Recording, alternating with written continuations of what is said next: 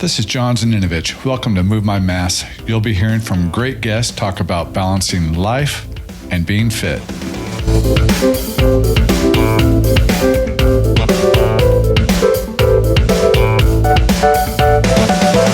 up, Randy? Nice to have you. How you doing, bud? All right, man. Welcome to Move My Mass. I love it. You know, I see you all the time at events and you walk up, move my mass, move my mass. Every time I see you, I'm like, I got to have this guy on. So, for you listeners out there, this is Randy Martin, owner of Covenant Coffee, best coffee house in town, best coffee house anywhere, actually. We're going to get into that story a little bit later. But first, going back to your energy, every time I see you at an event, you're just off the chart, positive energy, high energy, ready to go. And yeah, I just wanted you to have the chance to tell your story, man. How are you always that high? So let me back up just a second because I left out an important part. You're the taco man. Taco man. You come to all the events that, I show up to, the Rock Cobbler, Gravelero, Grapes of Wrath, whatever it might be, You show up as the taco man. Right. Explain that. Explain what the taco man is, how you came up with it, and then, we'll just go from there. You got it. Well, thanks for having me. And I do appreciate what you're doing and just sharing, like you said, adding value to people's lives. So hopefully we can do that today. I'm not sure how much this taco man story will add value, but it does have some good humor. It totally adds value. So the energy is crazy good. Right. So Taco Man actually started in Tijuana. This is where the whole origin of Taco Man began. And Makes sense. I'm in Tijuana, somewhere around Revolution Street, probably around 1987 or so. All right. And we used to go to this little place called Tijuana Taco Bell. And the dude was cooking out of a truck tire, and the tacos were incredible. And I ate so many tacos there, and he said, "You are from now on Taco Man." And so that's how Taco Man started. And then Taco Man kind of went away unless I went back there, and then my buddies would call me Taco Man or whatever. And who doesn't love tacos? Right. So then, the events start rolling out. Sam's doing the first cobbler or second cobbler. And I said, "Hey, man, I'll help out and we'll do some stuff." And I had a panda suit. So the first year, I was actually a panda. And then the second year, I recruited a friend. And he said, "Hey, I've got a taco suit that would probably fit you better." And I said, "Well, that's great. I could be Taco Man and you could be the panda." Yeah. And then we recruited a jester. And so then pretty soon there was a cast of characters that just became part of the cobbler. Yeah. And then soon other events. So that was the origin of Taco Man, was back in the 80s. Then it developed out as that. And then by the time year 2 of the cobbler came around, that was it. And then we went through Taco Man's house, forget about it. It became its own legend. So now I'm actually Taco Man 661 on Instagram, and it's mostly cycling and ridiculous adventure pursuits. Well, here's the thing, that to kind of blend this into the whole fitness aspect of Move My Mass. Yeah, you come as Taco Man. It's all fun and games, and you're dressed up and woohoo, cheering everybody on at these events that are 90, 100 miles. Right. Here's the thing that I've always wondered, because I watch you. I'm like, how many miles is he putting in just... Because what you do at these is you're at the start, and then you ride ahead and you go find, you take a shortcut so you can get ahead of the course, and then you're cheering them on, and you're taking video and you're interviewing. You're just doing it all. Like you're the head I'm cheer the man guy. on the course. That's you're the man on the course. And I watch and always watch it. And I'm like, he's got to be putting in, I don't know how many, 50, 60 miles? At least half. Right. Usually every, and a taco suit, which is basically like wearing 1976 Chevelle upholstery kit on your body. Oh, they're going to see it. Anybody that's watching, that is going to be the picture of you is going to be in the Taco Man suit. That's what's going to be on YouTube. So everybody's going to have it. In the morning, I start out like in leggings, and I think they're sharks. Yeah. I think they're girls' leggings. But anyway, so I get pretty warm, and then I start shelling stuff, right? But you cannot shell that taco shell. It's just too hot. So, and then usually there's a wig and a sombrero. Right. And you can't just disrobe on course, because then you stop being Taco Man. So my favorite is one year we're up that rock trail outside of Nichols' place, going in the back country, right? And it's just hot and it's nasty. And I'm riding, and guys are coming by. I'm stopping every once in a while. I get footage, of them coming by. And this young kid kind of rides by me, really fit guy, probably top 20. And he goes, "Hey, Taco Man on the struggle bus." And I was like, "I'm gonna pick up a rock and kill this kid." I said, "I know what you look like." Right. Taco Man was ready to die. I think I laid in that trough about halfway up that thing. And then I kept riding. And then that's when the guys would freak out because they were like, "Oh, dude, where'd you come from?" Right. You're just right there. And then you're here. And then, so man, you got to know your way around. But that's what I always think too. I'm like, this guy's got hidden tunnels to get around the course ahead of everybody. It's super fun. And then what I enjoy most of it is that I know how much they're suffering. So cycling is one of those sports, like a lot of sports, right? So I think that's why we have an affinity with Olympic athletes or Tour de France guys or whatever, because their pain is real human pain. It takes us a lot quicker time to get there. So we can feel the same way. It's just we don't ride 100 miles a day for 20 days.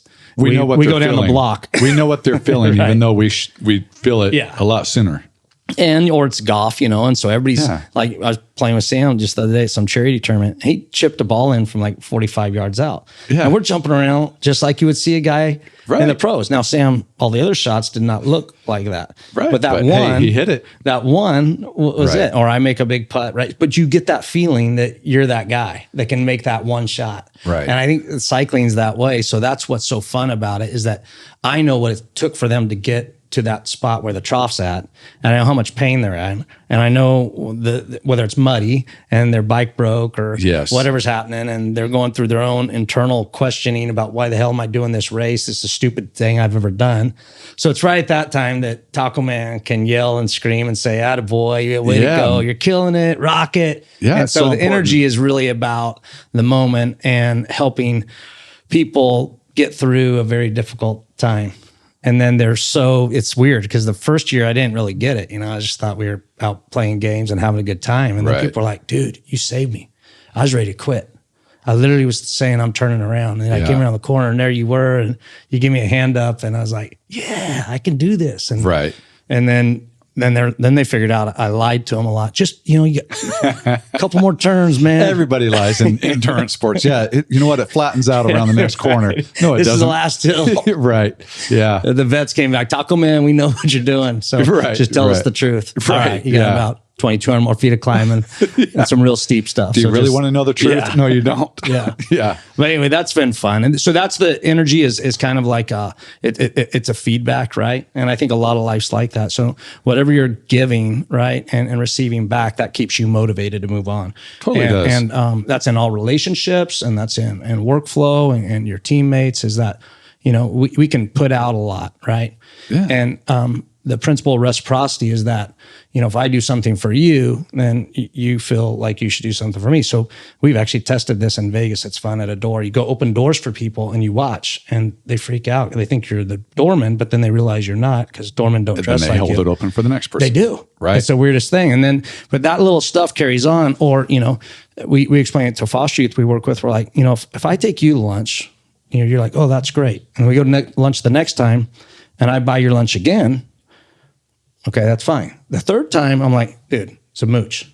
Right. At least offer, say something. Can I get some of this or not? Right. But that principle of reciprocity, it works in athletics and events. And that's why I think we have that fan-athlete relationship. Because the fans sitting there like going, they need exercise, right? But they're watching somebody eating a hot dog, cheering them on. But that guy swinging the bat or doing whatever is just as excited to have that guy there rooting them on because they're in a slump. It does go back and forth. And that's the neat thing about it. So with cycling, it was so interesting that was something I didn't think about. And then you watch Tour de France and then you see the fervor and the flares and some idiots, right? Yeah. Cause awful wrecks. But we try not to do that. One year, can I tell you a funny story? Of course. So the year the Tour of California comes into town, right? The first year, obviously it's I think it was staged. So there was a road race. Right. And then the second time it was a time trial. And turns out you don't run with people in time trials.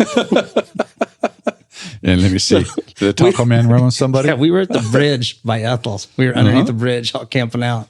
We had like 15 people, and the riders would come by and we're like, yeah. And then finally, of course, Marshall came by and goes, "Hey, idiots, you don't run with people in time trials." You stay out of the way. I'm like, oh. Well, why not? It was Lesson fun learned. still, right? But speaking of giving back and forth, let's talk about Covenant Coffee a little bit. Yeah. Nonprofit. Right. You're helping foster youth that have aged out of the system. Yep. That's the primary objective, Sure. goal.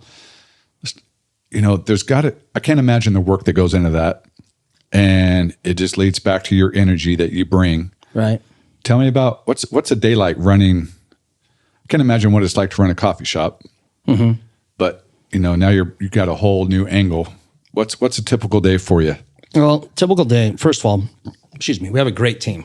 So I think just like any athletic pursuit or whatever, if you're in a team sport, you want a great team and you want people in the right positions. So you don't want a guy that should be a goalkeeper dribbling the ball up front. You don't want a guy that's a good dribbler in the goal. Right. So whatever sport it is and the analogy that's there, but teammates are crucial. And we have a great team at Covenant and they do all the work. So Zach runs the coffee house, is the roaster, Belinda's there. And you've met all these folks before coming in. Thank you for coming in and supporting. So our team that does the social service side, they've been there a long time as well. We've got some great people, some great admin folks, great board of directors, and then good donors. So I'm not the owner. I'm the current CEO. You're the owner of Covenant. It's a public nonprofit. Right. I do run it and manage it and lead it. But, it's just like, so I consider myself more the coach, general manager of a great team. But that takes its own deal. So most of my stuff is helping our team put out fires so they can be the best they can be. So our kind of motto is better your best every day. And so we wake up thinking that no matter if it's brewing a cup of coffee or customer service or trying to get it right, just meeting the kid at his house and helping them through a domestic violence issue, or maybe their kids are getting removed. So foster care can be very dark, right? There's nothing good about how it happened. And there's typically not anything good about the result. Yeah. So we're what we call the game changer. We're the bullet's out of the gun and it should hit a target. Right. So we changed trajectory by being that force that's in between that's saying, you don't have to do this. And so you don't have to be your mom and dad. You don't have to fall into the trap of no education, no social skills, no self-worth, no any of that. And that's the difficult part about it. And we have people that are very gifted at doing that. So I get the pleasure of leading them to help them stay sharp and at their best every day. So my typical day is doing that. And then a lot of mundane things that do with the back end of running a nonprofit. But it's a blessing. And then just sharing the story in the community. So one of your questions is I think about a source of energy. Right. Correct. I think that for so many people, we lack sometimes a source of a purpose or design. And so I was lucky enough that God knew I was a knucklehead and would take too long to try to figure it out. So he made it very simple. When I was a young man, I simply raised my hand in a church service where they said, hey, would you like to be a counselor to take foster kids to a camp? I didn't know what a foster kid was in 1995 when I raised my hand. And my wife's sitting next to me and she's like, put your hand down, pulling my hand down. I'm like, what are you doing? So I keep my hand up. This is going to be easy. Yeah. And so I had done soccer camps and clinics and coached and all that stuff. So it was not a big deal. And then it was a big deal. We went up there and these kids, 6 to 12 years old, just were shattered, broken. And, but, kids, inside of them was just a kid that wants to have a life and be loved and encouraged. And I had all that. So I grew up in a pretty wild, wacky family, but it was none of that abuse and neglect stuff. Right. So I didn't have any of the trauma, so I couldn't relate. But I knew how to love and laugh and have fun.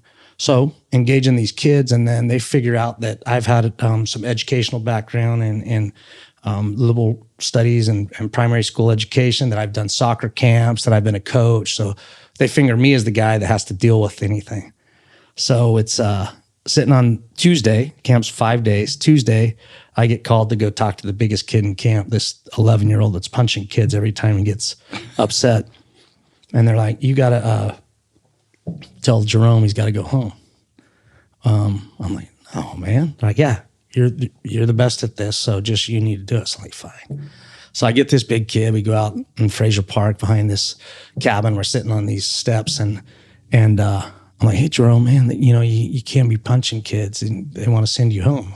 Well, you don't care. I'll go home. What do you care about me? I'm like, dude, volunteering. Everybody here's volunteering to come up here to be with you. He goes, no, you're paid.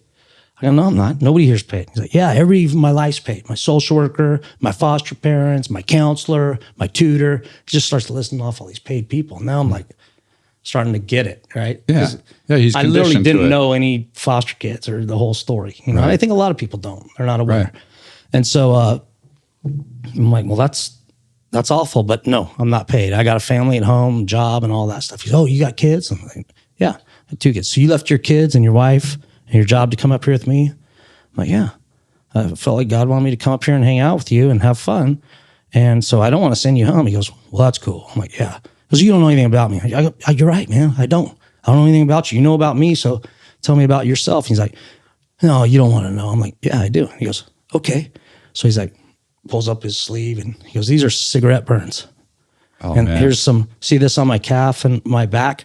That's from electrical cords where I was whipped.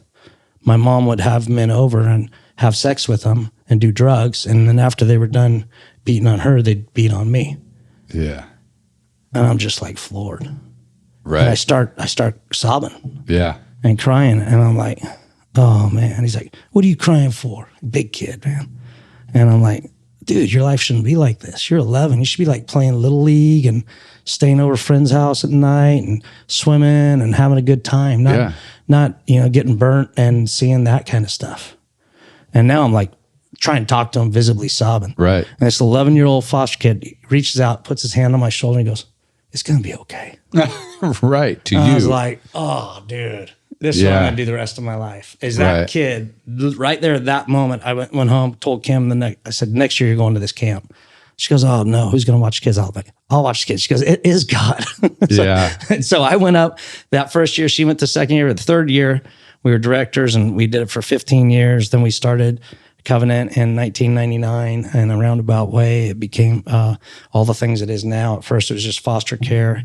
Now we're national trainers for that same camp. We've raised up about 33 camps. So my purpose, my motivation, why I get up every day for that is very easy and it's set. And I don't have to wonder if I'm moving or if I'm going to get a new job or do I Right. take another position. I'm this is my deal until death do us part, right? So Right. that gives me a different kind of activity base for energy, right? And so when I come at life, I come at it with, I know my purpose. You know your purpose, but and I've asked a few business owners that have come on, gym owners, whatever. There are some days you've got to wake up. I'm assuming that you're just like, man, just, I don't know, a blah day. Yeah. What are your tricks to go into Covenant with that energy?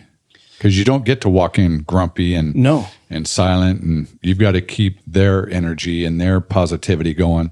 What's your trick? Well, I think for a lot of people, whether you're an athlete or a business owner or dad or a mom or somebody that's just out there doing their purpose every day, a husband, wife, whatever, in any relationship, it is knowing how to take time for yourself to avoid those days coming. Right? Nobody can avoid being sick. Nobody can avoid that ugly, nasty feeling. But we can, I think, like not overtrain. Mm-hmm. Right? We can not put ourselves through those conditions where we know we're going to hurt or harm ourselves with too much. And then the other thing is we could just chill out, Right. So part of my Taco Man deal is a chill out, relax. That's escape. your escape. I can go ride a bike event. or go do whatever, right? So I'm not training to be a professional athlete. My bikes are for fun. Yeah. And I keep them that way. And if anybody's too serious, then we usually don't ride together because I'm not like trying to do anything. If I want to keep it that way. And like, if you ever ask me to swim, I'll go do cannonballs on you because that's a sport that I want a lounge chair and hanging out. I'm not trying to, but I understand for other people, that is their rhythmic motion. And so you said, what's your trick? I would try to kind of weekly wander, whether I get on a bike, ride, do whatever, journal, be creative, but get outside of my wheelhouse. Okay. So weekly wander away, daily divert. So every day I go do something that's not related to child abuse and neglect, where I don't see all that trauma and I don't think about it all day long, but I just get away, whether it's reading a book about leadership, or I could be watching, like tonight, I'm going to watch U.S. national team play. When I do that, I'm not going to think about anything. Yeah, you're just But absorbed daily in the divert, moment. weekly wander, monthly move. I usually like to get out of the area. And that doesn't even mean out of the area. I could go sit by the river. I could sit by the river for 30 minutes on my bike and check it out. You know? Yeah. And then for me, being a spiritual person, I literally pray. I just pray the blahs off and be honest. You know, I'm not having a good day. And you know, as we were talking before the show, just this COVID thing's freaking me out because there are days where I literally don't feel like doing anything. Yeah. And knowing my personality and who I am, I know that's not me. So I'm like, oh. So I have to, I think, give myself permission to not be that guy. Right. Which is weird. Yeah. Because I don't want to do that. That's just cognitive dissonance. I'm like, I know. You don't connect to that at all. That's me. I got to get up and make it happen. And then you do it. And you're like, oh man, that was very, very not good. So I think the trick is for me prayer, and then those little tactics of daily diverting, whatever way I can. And sometimes that could be lunch with a friend, or we're just hamming it up. Yeah. I'm not trying to talk to everybody about everything. So even though that's my mission and purpose in life, I don't drag it into every relationship and make it your mission and purpose. Right? We don't often talk about any of that stuff because when I'm with you, I want to be your friend and talk about whatever. Yeah. Right? I tell you I saw Razzle Dazzle across the country at a Winn-Dixie. Right? That kind of stuff. Yeah. But, totally you know, that daily divert, weekly wander, monthly move, and then, you know, just traveling with my wife and enjoying people and family and friends. Trying to avoid it is my best remedy. Not, you know, I know a lot of people can't do that. You can't help if you got a 12-hour job and you've got to go. And like these poor nurses that have been nursing forever and doing the things they do, or seeing people hurt and having to be the only member in a confined room when somebody passes. I mean, I can imagine all that stuff. So yeah, but I think there's a reality that we're all learning about the trauma, and you see these athletes now coming out and saying, "Hey, my mental health, I don't want to do this," and you know, people are like bagging on them. I'm like, a lot more self-realization now. Just whatever, let it go. I mean, who cares? You're not Simone Biles if she doesn't want to compete. You know, how about you get off the couch and like run a lap around your house first before you start yelling at people? Yeah. And well, speaking of fitness and running laps, I mean, you are a fit person. You know, you're like you say, you don't, you know, you're not trying to be a pro athlete or anything like that. And that's not what this is about. But like I say, I see you at events. I know you're covering mileage. You can't just do that off the couch. And you mentioned that, hey, I just try to do stuff. And so what is your approach to fitness and incorporating it into your day? I mean, you got into it a little bit, but do you say, I want to try to ride 3 or 4 days a week, or do you not have a schedule? Is it just completely, I want to do whatever the hell I want to do every day? It is a bit more organic. My background is as a collegiate athlete at Cal State. So a lot of different things. Then I got into some hippie days and did some, Way of the Peaceful Warrior stuff that was more gymnastic and Tai Chi and all sorts of stuff. So I've done a lot of different things, Tabatas for short time periods where you're 7 minutes of intensity. So I know a lot of the tips and tricks from doing them throughout my life course. So I have kind of a toolbox of what fits the day. And sometimes it's just knocking out push-ups. Okay. One of the things that's probably bad if a restaurant owner in town's listening to this is whenever I go to a men's restroom and they have the connecting bar across the commode, I usually do some pull-ups on that. So if I ever walk into one and I see it totally wrecked, Randy's been here doing pull-ups. But I mean, seriously, just when you can get it, you can. Sit-ups, I'm a massive fan. Herschel Walker was big on just sit-ups and push-ups. Yeah. Right. And so if you can't do anything, do that. I have dumbbells at work. I have dumbbells at my office at home. And sometimes I feel bad because they're sitting there. I love to ride this air, and since having COVID and some work stuff, I haven't been able to do as much as I want, but getting out and riding. And then what I had to do was try not to be the athletes that I'm surrounding myself with. So it's hard to go to the cobbler or to some of these events where somebody can wake up and ride 100 miles and climb 9,000 feet, and then they do it again tomorrow. Yeah. And I know what they're doing. So I don't try to make myself that guy. Right. Because I think it's like well-accomplished riders or people that have done things and they slogged through a period of time to get to the excellence that they are. But people just want to come up to them after a show or when they're speaking and say, I want to be just like you. And the question is, do you want to do all the things I did to get to be me. And most people don't want, they just want the instant gratification. So I know what it takes to be that guy, because I was a soccer player, and we were 4th in the nation at one time, and Cal State's a great program now. I'm very proud of that in my time there. You know what it takes to excel. But I know what it took to be there. Right. And I know the sacrifices I had to make, and I know what I put my body through to that time now. And so I know, as you were saying, what my rhythm is to keep moving, move my mass, to keep that going. Right. And I've always been a version of this within 5 to 10 pounds, right? Either way, because I'll watch, and it's easy to overindulge in our society. So that's fairly easy. Yeah. So I watch that, and then, pull back when you need to and change it up. I don't diet. I know how to eat. I know how to eat right. You don't need another rowing machine or bicycle or gym equipment. It's pretty easy since the beginning of time. Move more, eat less, eat right.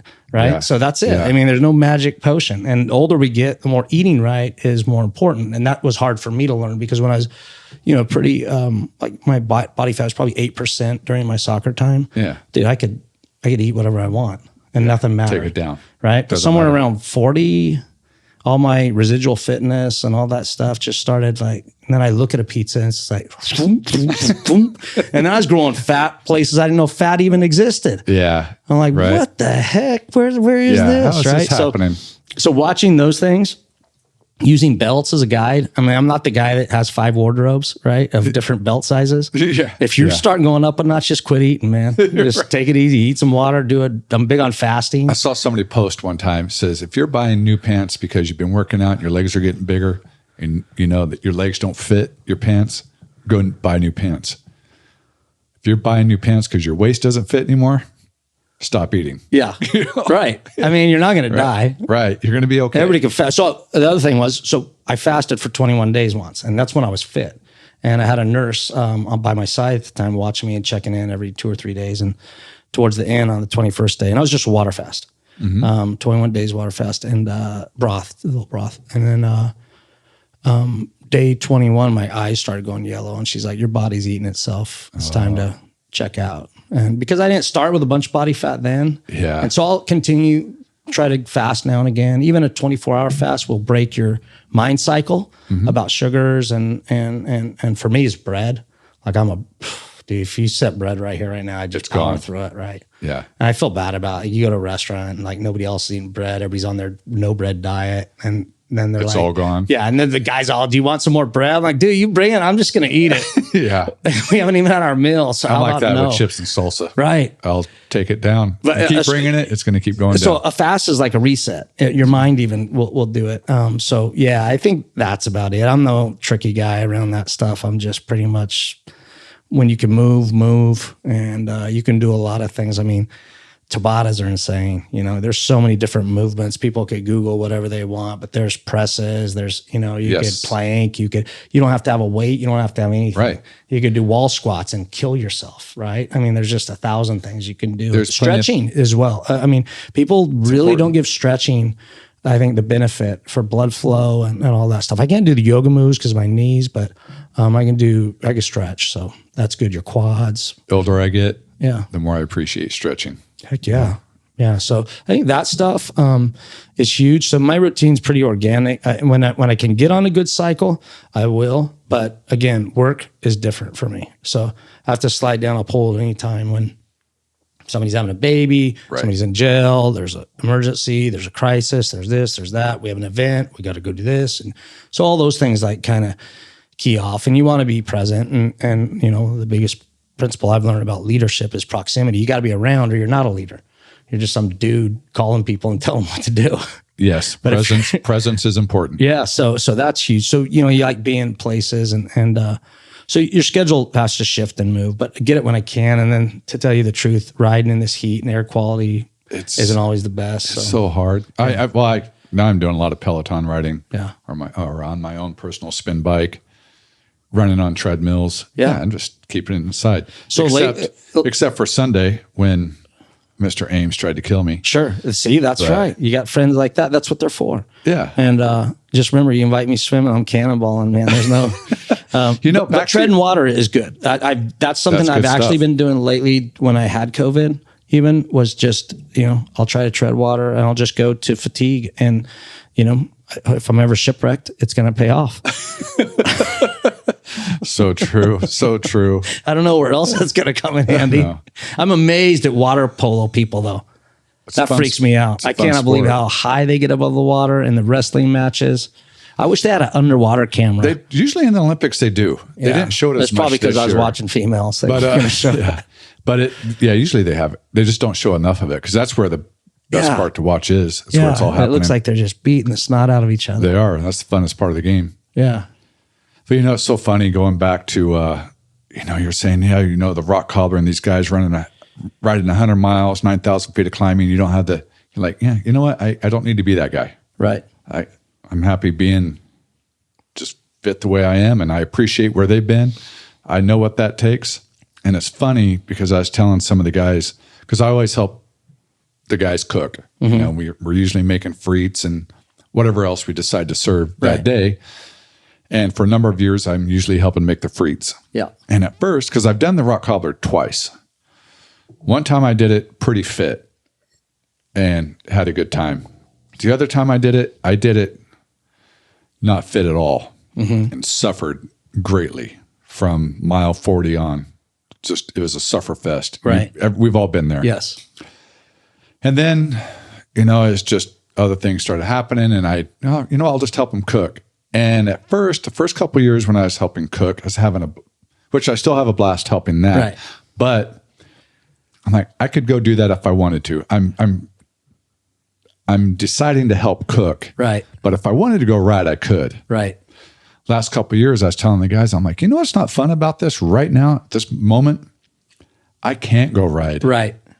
And it's knocking, it's just reality. Literally changed my mentality. And like, okay, it's time to not go crazy. Right. I'm doing some things. I'm going to do a half Ironman in December, but I'm going to do it sensibly. I'm not going to go crazy on the training and all that.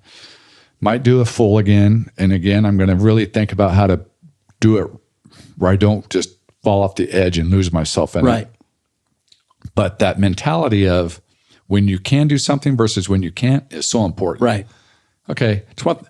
And that's an extreme. Well, the rock cobbler is an extreme race. I think you've hit on, though, with your Move My Mass episodes and just sharing some of your workouts is to be healthy, it has to be a lifestyle. Right. It can't be something you do. Now, you can train for an event to have fun and motivate you and encourage you on, but you have to have a lifestyle, and I think that's what your question was, of fitness. Yes. I want to be fit because I understand it's good for my heart, it's good for my blood pressure, it's good for my spirituality, it's good for everything. It's good for all my stuff, the endorphins, the neuroplasticity, all the things that kick off that happen in our body when we exercise. So when you and you also want to eat better. So they all complement each other, right? Correct. So I think that making that lifestyle choice, right, is key. And that's what you've hit on that I think, people that watch this appreciate, and people that follow you on Instagram appreciate. You're making it part of your lifestyle. You're not saying, hey, go be me and do this 18 hours a day. You're like, I do this, and this is what I'm doing now to try this, and this is what I'm doing now to try this. And that's what you asked me. And I'm telling you, when you said, hey, do you want to come on? I'm like, yeah, do you want me to tell people how to be fat and happy? And, but what I'm saying, I think if you make it part of your lifestyle, then it's going to be staying in that body range that's healthy for you and your belt size and your waist size, or the ladies, their dress size, whatever it is. They're going to be staying in that realm where they feel okay. Yeah. And then they can add things on as they see fit and change some tactics, because not everybody's the same. And how you react to that ride is going to be different than how I react to the ride, or weights, or pushing. Correct. If I use weights too much, I look stupid. Because of my size, I just turn into like a little barrel, right? And so I've got to do high repetitions, a lot of stuff, and the fatigue is better for me than pushing big weight. Because I push big weight, I start to look like my fingers. You just start putting it on immediately. Yeah, it's just different. But you could have somebody else they're struggling. They're like, I need to eat protein, and I'm like, dude, I need to get on a bike and thin out. See, I don't put on size real fast. Yeah, I can put on size, but I'm not like those guys, like you, that second I touch a heavy weight. Yeah, well, the tragedy is, even as an older person now, you're supposed to decrease in muscle mass. And I think that happens for everybody, but it doesn't happen for everybody the same exact way. Right. So right? true. And the same thing with BMI stuff. People say, oh, your BMI is this. I'm like, yeah, my BMI is harder, but let me see your wrist. You're 6 foot, whatever. I'm 5'8". My wrists are the same size. I don't think we have the same bone structure. Right. And my hands look like the hamburger man, like the, like a Mickey Mouse. So, it's just different. But you also have people that are, everybody has that friend that it looks like they drink 40 beers and they're eating 18 pizzas and they're this big around. Totally. There's some metabolisms and all that keep stuff. going like that. But I think you've hit on lifestyle's key, just doing it and some consistency and getting it when you can. And figuring out what that looks like for you and how it makes you feel better. And then just especially do that. if you do it for long enough, eventually it just starts happening every day, like where you're at and I'm at.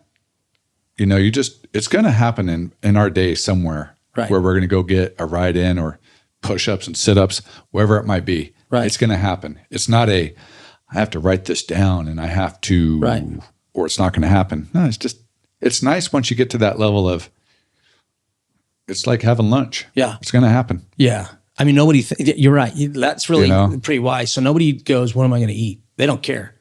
They're going to eat. They don't not eat. And then if they don't eat, they'll eat later. They're like, I'm hungry. Right. Your body's doing the same thing, but what you're saying is that it gets to be hooked. And that's why I said when I go to the bathroom and I see those things, I'm like, I got to do that. Right. And so, or whatever, and if you start feeling it, the push up, right?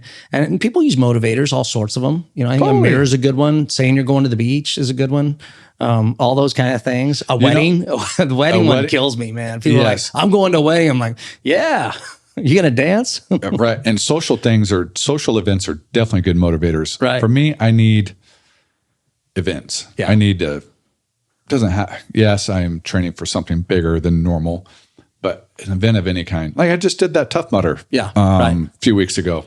That was didn't train for it and it was a long day. Right. But still, that kind of stuff motivates me a lot to have an event out there.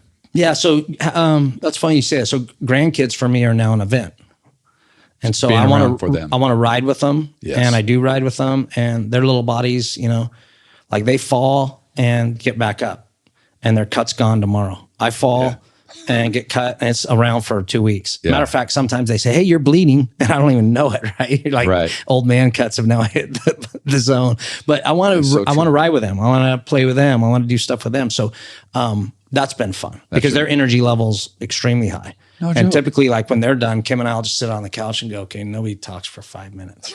Because it's just like, you're flying, man. And and then you do that and they're still flying. Yeah. Unless they're taking a nap. Or they're gone. That's what I mean. When they go out the door and go home, it's like, we come back to this. But I think that's another thing that I want that lifestyle to be one of activity because that's a new generation that needs to see we move.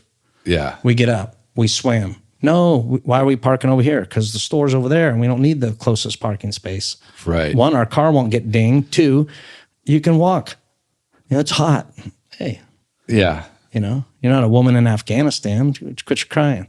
So there's all sorts of bigger fish to fry, but they need to see that moving's a massive deal, whether it's a bike or whatever. And I think that getting them off the games, for me, that's been huge. Just model it.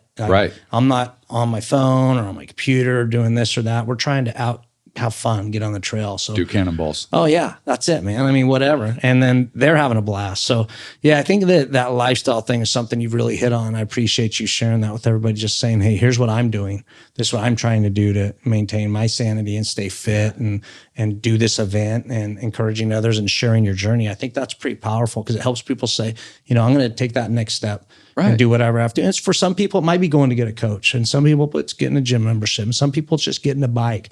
Some people, it's walking around the block. It can be anything. Yeah. As long as you're moving forward versus just staying still. And then that consistency thing, like you're saying, it becomes a lifestyle. Yeah. And then you want to do it. And you can find the weirdest times to do it.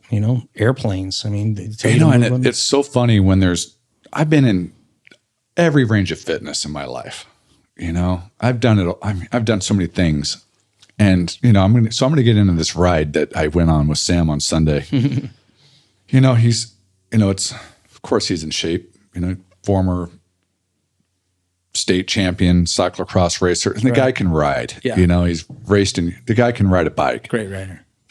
And yeah, he's not in his best shape right now, but still his out of shape is my best shape. Right.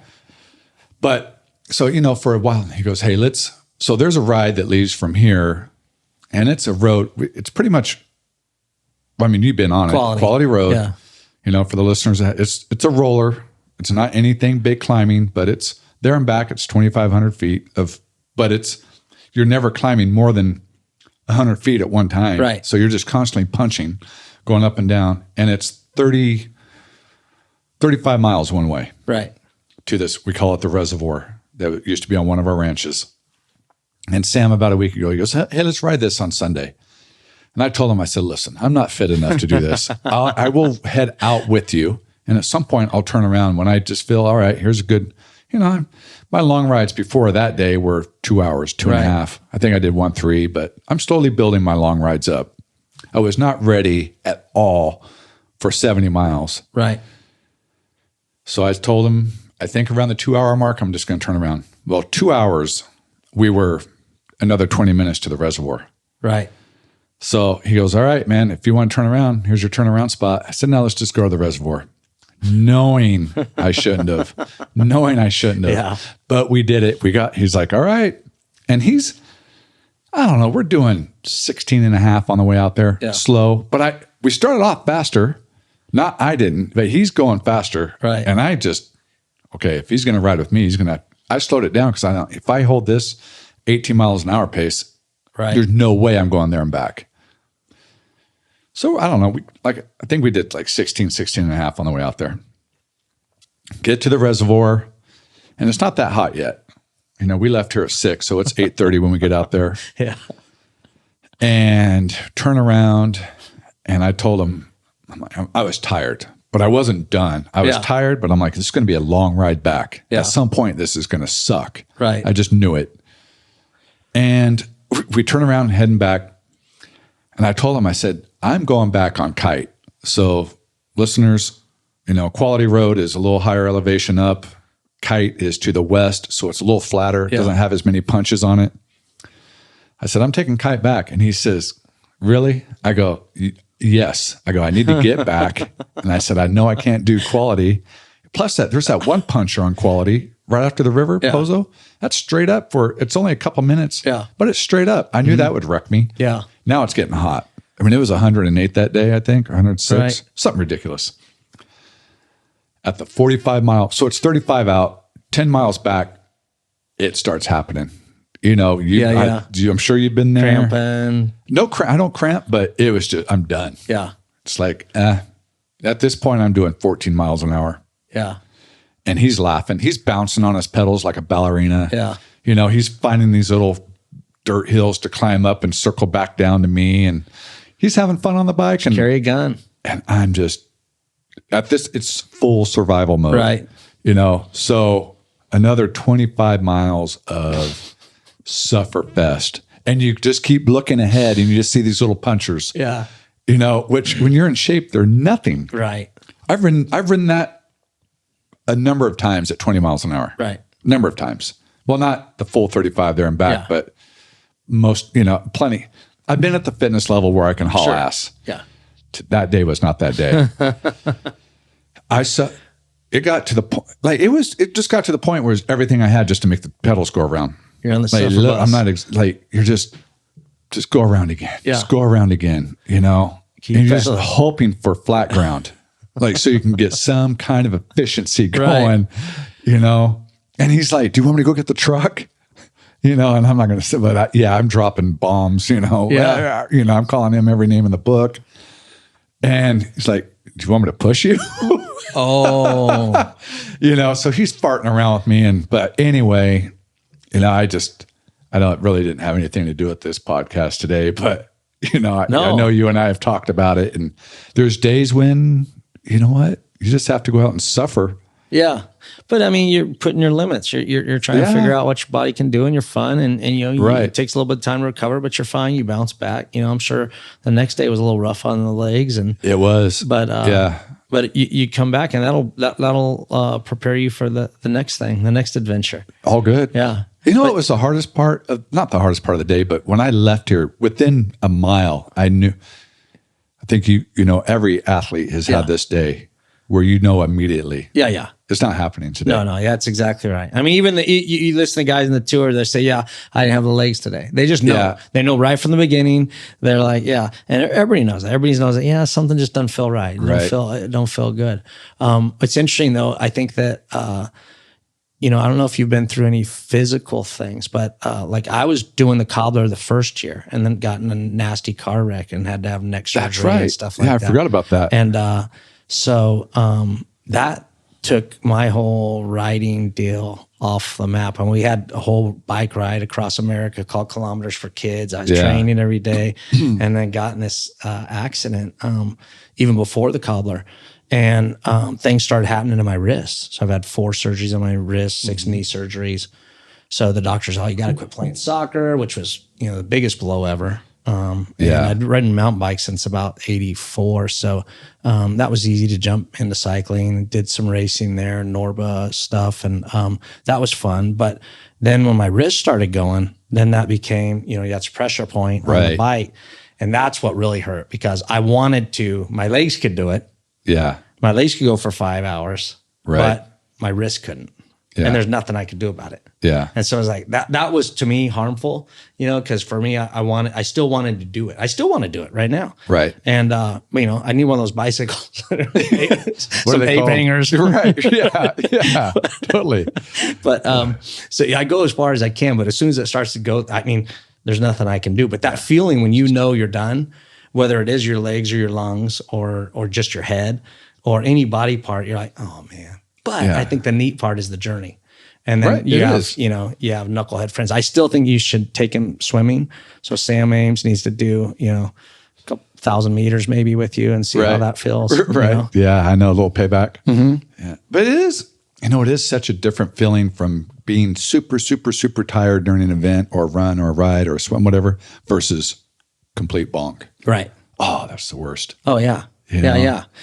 When I was on that, and there's nothing you can do about it. You got to go on. Yeah. And so I've done it with little Max a couple of times. We love riding in the Red Rocks of Vegas. And I took him out one day and we go out an hour, right? And the kid can ride, he's 9, but he can ride forever. And so we're out riding. We get about an hour out and then everything shifts. It gets cold. This wind comes. The rain comes. He's 9. He wants his mom. I'm like, dude, we're in the middle of the desert and there's no way out. He goes, but I'm done. I'm like, well, you can sit here and the coyotes will eat you or whatever. Right. We've got to go. There's only one way out of here, and that's on that bike. So I think that those little things, and he remembers that. And I think for athletes and like what you just experienced, I think one of those things it does do though, when you go through those little moments, and I think that's why I love about athletics and especially adventure. And adventure could be hiking the bluffs. It doesn't have to be what we're talking about. Yeah. Everybody can make up their adventure. That's right. But when you hit that point and then you go, I'm going to go through it. Then when you go back to work or into that relationship and those start to stack up and you have a little bit better perseverance and endurance in all of life versus saying, I can't do it. Because somebody can just remind you, hey man, you rode your bike that one day and you were ready to die now. So you don't need to punch your gardener because you didn't trim your hydrangeas. Yeah. Think everything's going to be okay. Well, you can get just through chill this. out, bro. Yeah. Oh yeah, you're right. Right. But isn't that interesting that we don't sometimes translate those experiences? But I think that what you're doing with your listeners, especially, is it does make a difference. So mental toughness is an aspect of athletics. I don't want to do another set. I don't want to swim another lap. Right. But it's that next lap that's going to take you to the next level. Or I don't want to do that extra mile. And it's going to take you to the next level in the other aspects of your life, like you said. Yep. Helps you get through it. And that's what I think is cool. Yeah. But hey, Randy, thanks for coming on. Coffee doping. Before we end, yes. Coffee doping's a deal. Hashtag coffee doping. Hashtag coffee doping. Covenant Coffee. What's the address? 1700 North Chester. All right. Been fun, man. Best coffee. Thank you for coming on. Thank you. It was awesome. Yeah.